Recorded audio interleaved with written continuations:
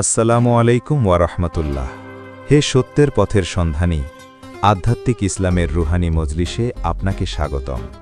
আজ আমরা এমন এক রহস্যের মুখোমুখি দাঁড়িয়ে আছি যেখানে বিজ্ঞান তার যুক্তি দিয়ে এসে থমকে দাঁড়ায়, আর আধ্যাত্মিকতা সেখান থেকেই তার ডানা মেলে। অনেকেই প্রশ্ন করেন, বিজ্ঞান কি ধর্মের প্রতিপক্ষ, নাকি বিজ্ঞান আসলে স্রষ্টার মহিমা বোঝার এক অনন্য মাধ্যম মাত্র?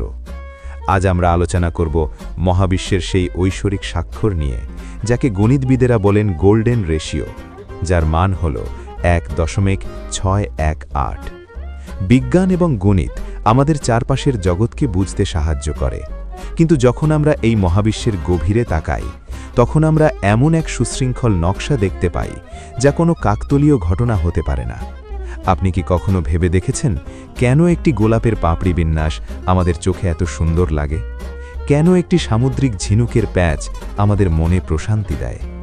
মনোবিজ্ঞান বলে মানুষের মস্তিষ্ক প্রাকৃতিকভাবেই এমনভাবে তৈরি যে সে সুনির্দিষ্ট কিছু জ্যামিতিক নকশার মধ্যে শান্তি খুঁজে পায়।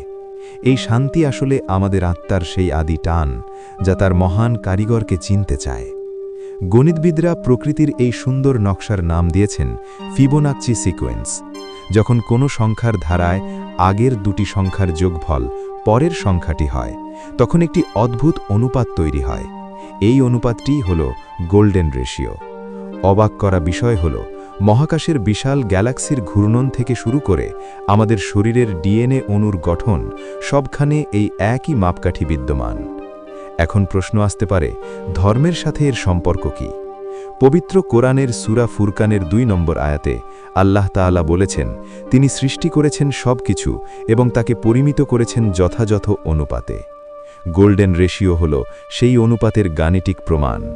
এটি প্রমাণ করে যে এই মহাবিশ্ব কোনো বিশৃঙ্খলা থেকে সৃষ্টি হয়নি, বরং এর পেছনে একজন মহান পরিকল্পনাকারী আছেন। আসুন কিছু বাস্তব উদাহরণ দিয়ে বিষয়টি আরও গভীরভাবে বোঝার চেষ্টা করি। আপনি যদি একটি মৌমাছির চাকায় স্ত্রী মৌমাছি ও পুরুষ মৌমাছির সংখ্যার অনুপাত দেখেন, তবে সেখানেও আপনি এই গোল্ডেন রেশিও খুঁজে পাবেন। সূর্যমুখী ফুলের বীজের বিন্যাস থেকে শুরু করে সামুদ্রিক ঘূর্ণিঝড়ের ঘূর্ণন, সবই এই একই গাণিতিক নিয়ম মেনে চলে। এমনকি মানুষের হাতের আঙুলের হাড়ের দৈর্ঘ্য থেকে শুরু করে মুখের অবয়বের সৌন্দর্য, সব কিছুর মূলে রয়েছে এই 1.618 অনুপাতটি। আধ্যাত্মিকতার একটি অদ্ভুত দিক হল পবিত্র কাবা শরীফের অবস্থান। আধুনিক ভৌগোলিক মানচিত্রে গোল্ডেন রেশিও পয়েন্ট বা সোনালী অনুপাত বিন্দুটি খুঁজে বের করলে দেখা যায়, উত্তর মেরু ও দক্ষিণ মেরু থেকে পৃথিবীর এই অনুপাত বিন্দুটি ঠিক মক্কাতুল মোকাররমায়। এটি কি কেবলই একটি সংখ্যা, নাকি আল্লাহ তাআলা পৃথিবীর হৃৎপিণ্ড হিসেবে এই স্থানটিকে সুনিপুণভাবে নির্বাচন করেছেন? আমার ব্যক্তিগত অভিজ্ঞতা এবং দীর্ঘ গবেষণায় আমি একটি সত্য উপলব্ধি করেছি। বিজ্ঞান আমাদের শিখিয়ে দেয় একটি বস্তু কিভাবে কাজ করে, কিন্তু আধ্যাত্মিকতা আমাদের উত্তর দেয় কেন এই বস্তুটির অস্তিত্ব আছে। বিজ্ঞান যখন একটি জটিল কোষের গঠন আবিষ্কার করে, আধ্যাত্মিকতা তখন সেই গঠনের আড়ালে থাকা মহান শিল্পীর প্রশংসা করে।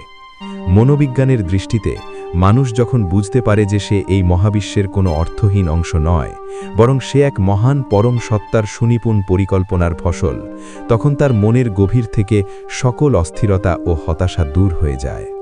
প্রকৃত সত্য হল, বিজ্ঞান এবং ধর্ম একে অপরের শত্রু নয়, বরং বিজ্ঞান হল স্রষ্টাকে চেনার একটি আধুনিক দূরবীন।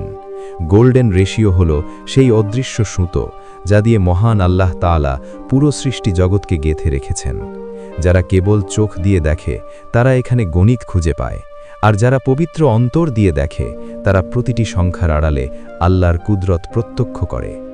হে সত্যের পথিক, আসুন আমরা আমাদের জ্ঞানকে অহংকারের জন্য নয়, বরং সত্যকে চেনার জন্য ব্যবহার করি। আল্লাহ আমাদের এই সূক্ষ্ম রহস্যগুলো বোঝার তৌফিক দান করুন এবং সিরাতুল মুস্তাকিমের পথে অবিচল রাখুন। আমিন।